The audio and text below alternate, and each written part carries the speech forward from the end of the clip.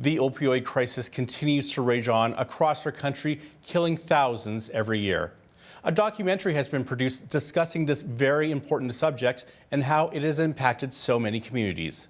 The documentary, called Vancouver is Dying, premiered in October and has now garnered over 2 million views on YouTube. The host and camera crew walked the streets of Vancouver, BC without a filter, showing what life is like in those tent cities and hearing firsthand how opioids have impacted so many. Here is a sneak peek. People are afraid in Vancouver. You shouldn't have to walk down the street looking over your shoulder, but that's the way it is now. You just kind of get used to this being part of what it means to be a Vancouverite. This isn't normal, and this is actually something wrong, and that we should hold our political leaders accountable for presiding over something that is clearly not okay. We had a good city in the 90s. What the f happened then? What is happening to Vancouver? One of the wealthiest and most naturally beautiful cities in all of North America has been beset by skyrocketing crime, violent attacks, and a crippling battle with addiction that's literally left thousands of people dead. But what is at the root of all these problems? Do police have the tools they need to do their jobs? Are violent offenders being released with little to no regard for public safety? And has an ideological obsession with so-called safe supply and free drugs overshadowed the desperate need for treatment, recovery, and rehabilitation? Harm reduction. Somebody's got a sense of humor, man. Because that shit ain't helping nobody, man. It's helping everybody get high more. Everywhere you look that this stuff has taken hold significantly, the cities have become destroyed. Wow, just a different side of Vancouver. Now joining me is Canadian filmmaker and producer Aaron Gunn. Aaron, thank you so much for joining us on Bridge City News today. Thank you so much for having me. Now, Aaron, let's get started. What inspired you to begin researching the backstory behind the current opioid crisis impacting Vancouver? Well, the big thing to me was I noticed a huge disconnect. Talking to friends, family, people that work in Vancouver, that obviously whatever we were doing wasn't working. The problem was getting worse. Crime was getting worse. Open drug use was rampant. And yet the politicians seemed to think that everything was going okay. The policies that we were doing were having results. And the only issue was we weren't going far enough. And I noticed that there was a disconnect there, that the rhetoric and the evidence on the ground wasn't matching up. And we wanted to do a little bit of old school investigative journalism and try to connect the dots and find out exactly what was happening. We were just chatting before this interview how these images that you have in this documentary just don't line up with the way I personally experienced Vancouver in the 90s, and even that one lady saying, you know, what the happened. So what is it like to live there? Your documentary paints a picture where even nice neighborhoods are plagued with random acts of violence. Yeah, so what used to be contained to what's known as the downtown east side has been spreading out to other areas. If you know Vancouver, you know, areas like Gastown, Kitsilano, and Yaletown will be familiar to you. These are areas obviously that are nice neighborhoods that have very high property values. People pay and have paid a lot of money to live there. And these issues have basically been spiraling out of the downtown east side. There's open drug use all over the place in all different parts of Vancouver. And probably the scariest part is, as you alluded to, these what are known as random stranger attacks. And there's on average 4 random stranger attacks every day in Vancouver. These are people that are walking around minding their own business who are getting violently assaulted. And so we wanted to look into why that was happening. And because it's a cause for concern to many people living in Vancouver. And we interviewed, including a mother of one of the victims of these random stranger attacks, who was walking around Kitsilano in the evening, which is a real upscale neighborhood of Vancouver, and was brutally assaulted by 2 men, had to have facial surgery and things like that. It was a very sad story. I know I've heard a lot of random stranger attacks here in Lethbridge, and of course, like Lethbridge, no doubt has a very significant opioid crisis here as well. I appreciate how the documentary made an effort to highlight those who are in recovery as well. What was the biggest thing you learned after speaking with those who are struggling with addiction?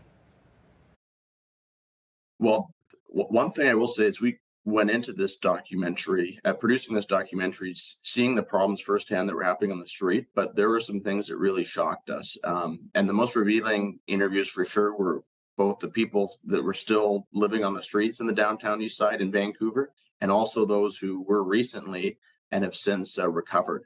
And one of the things that we really that shocked me was you may have heard this.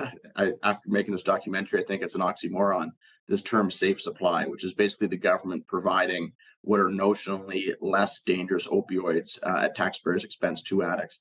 And one of the two things that we heard that shocked me the most is the individuals who were most antagonized back by that, who were most opposed to that, were those who were in recovery or who have gone through the recovery process and were sober, who told me point blank, and this isn't just one person, this is over and over again, who told me point blank, if this kind of policy existed while they were on the streets, they would still be on the streets.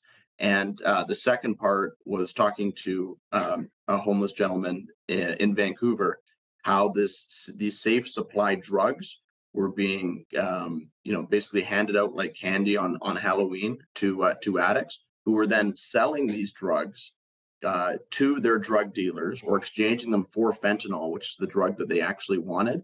And then these notionally less harmful substances were being resold on university campuses, college campuses, even high schools. So finding that out was really shocking. So for safe supply, it's almost like giving people currency to go purchase whatever illicit substance they want. Yeah, so what shocked me was going into this documentary, you hear a lot about the drug poisoning crisis. That was terminology that was used a lot. So what I had envisioned, and this is pertaining particularly to fentanyl, was that people went to purchase other drugs and then were shocked to find that fentanyl was in them, and then they overdosed or whatever. And then what I found out was actually in the majority of cases, fentanyl is being sought out. Like these individuals are who are sick are addicted to fentanyl itself, and this is what's being sought out. So when these safe supply programs were being set up, which basically handed out drugs without preconditions, slightly less toxic drugs, the addicts would just get these and resell them to their dealers to get money to purchase fentanyl, which is the drug that they were addicted to. It's the high that they were addicted to and seeking out. So that really shocked me and really changed my perspective on the entire situation. Wow, that's shocking to hear. Now let's talk about how EMS and police have been dealing with the opioid crisis. What has it been like for those you interviewed? Well, the police, I think there's a couple things on that front. The police that I spoke to, retired VPD officer and the head of the Vancouver Police Union. First and foremost, they don't feel supported by City Hall at all and politicians, whether they be at a municipal or provincial level. Now, I will say a week and a half after this documentary, when it had about 250,000 views, there was a big municipal election in Vancouver, and the incumbent mayor got beaten pretty badly by almost 20%, which is kind of unprecedented in the history of Vancouver. So hopefully things are starting to change. But as it stood, the Vancouver police felt not supported. They're under-resourced. And maybe most importantly, they feel as if their hands are tied on dealing with this. And the number one point on that isn't so much the police, but the justice system. So I talked to police officers over and over again who, some cases, would arrest an individual for whatever crime it may be. They'd be booked by the justice system, and then they'd be released on a promise to appear, which they would never appear for. And in some instances, that same police officer would arrest the same individual for the same crime twice within 24 hours. And it was this literal revolving door system. And there's some incredible stat where it's just a couple dozen individuals that are responsible for 75% of the crime in Vancouver, because you just have between the judges and some of our laws, this revolving door where the people are allowed to commit crimes over and over again with virtual impunity. Now, how does the mainstream media play into all of this? Do you believe there is a willingness to ignore the facts and just support the government-approved policies? Yeah, I mean, I think that there's a couple issues. I think there's politicians that have up to now failed to find the political courage to take a stand on this issue. And then you just see with the mainstream media, like you do on so many issues, this kind of uniform opinion making, where they all just start echoing each other and speaking from or singing from the same song sheet, as it were. And you see that when it comes to issues like harm reduction, like safe supply. You see it in the media. You've got kind of these we'll call them left-wing groups, because it's probably the most accurate way to describe them, who come up with these euphemisms for various policies, like safe supply, like you can't call them safe injection sites anymore, you call them overdose prevention sites. And the media all too often just basically copy and paste that narrative supplied to them and just goes along with it. And but the thing is the facts don't lie. So 20 years ago, when these policies surrounding harm reduction started, because there was a crisis in Vancouver and BC, you were looking at about 150 deaths from overdose every single year. Now, after 20 years of harm reduction in BC, we're at over 2,000 deaths per year. So the facts don't lie, the figures don't lie. Obviously, the policy hasn't been working, and anyone that's been living in downtown Vancouver or working there can see firsthand that it hasn't been working. Now, you mentioned that the mainstream media and politicians are singing off the same song sheet, to quote you. What are some of the potential solutions politicians have proposed in dealing with the addiction and homeless issues in the Lower Mainland? Well, up until quite recently, all politicians have been saying is that we haven't been going enough. We haven't thrown enough money at the problem. We need to buy up what's happened in BC. They were buying up all these hotels during COVID and trying to warehouse addicts and homeless people in them, which had disastrous consequences, especially for the neighborhoods surrounding those purchased hotels and for the addicts themselves. Now, starting to see some things change at the federal level.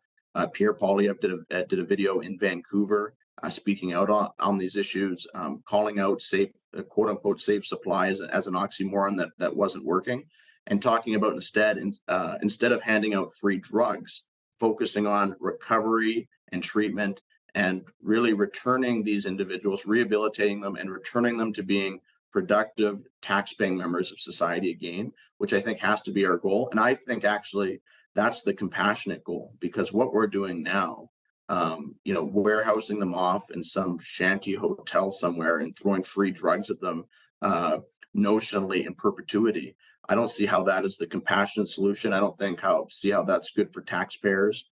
I don't see how that's good for anybody. It's like we've managed to find a lose-lose-lose situation.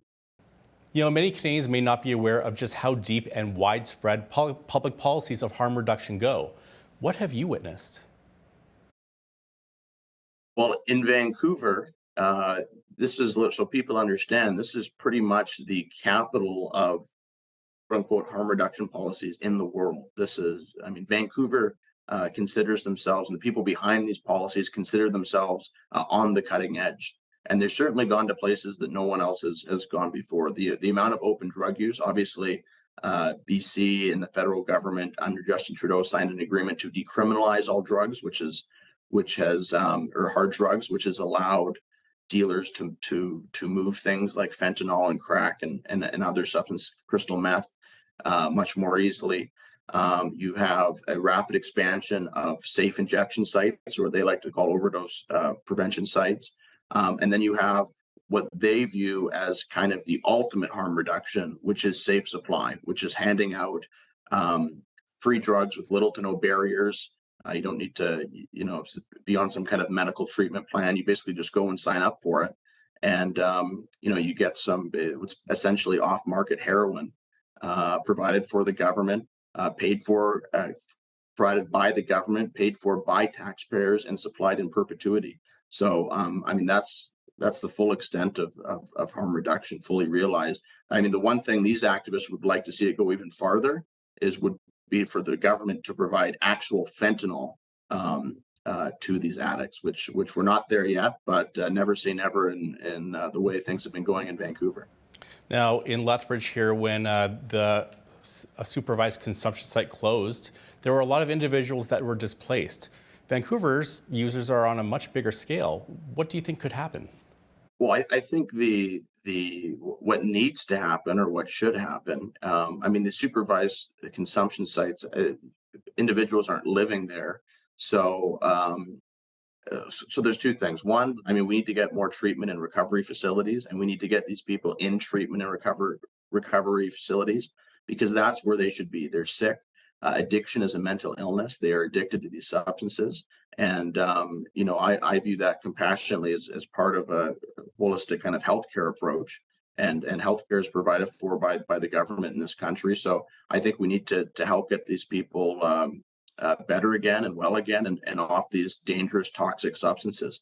Now, the other thing is part of the other approach that maybe you were kind of alluding to there is the alternate approach of not trying to get these individuals off of these substances and instead warehousing them in perpetuity at what are called SROs, single resident occupancy, these hotels, these buildings that the government has bought up.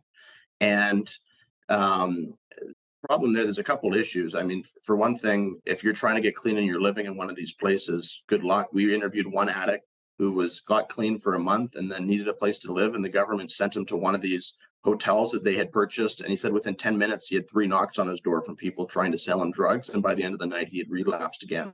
So that's the kind of situation that we are putting these sick people, and some of them trying to get clean, trying to turn their lives around.